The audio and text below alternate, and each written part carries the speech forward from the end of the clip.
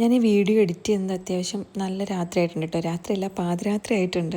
അപ്പോൾ ആ ടൈമിലാണ് നല്ല ഉറക്കം വരുന്നുണ്ട്. പക്ഷെ ഇത് എഡിറ്റ് ചെയ്തിട്ട് കിടക്കാമെന്ന് വിചാരിച്ചിട്ടോ. ഇത് ഞങ്ങളുടെ ഒരു കുഞ്ഞി ആമ്പലാണ്, നല്ലൊരു വയലറ്റ് ഷെയ്ഡാണ് കേട്ടോ അതിന് വരുന്നത്. അപ്പോൾ നമ്മൾ നട്ട ചെടികളൊക്കെ മാറ്റി തണലത്തോട്ട് വെക്കുകയാണ് കേട്ടോ. ഈ കാണുന്നത് നമ്മുടെ റംബൂട്ടാൻ്റെ മരമാണ്. ഞാൻ ഈ വീഡിയോ എടുക്കുന്ന സമയത്ത് ഇതിങ്ങനെ പൂത്ത് നിൽക്കായിരുന്നു കേട്ടോ.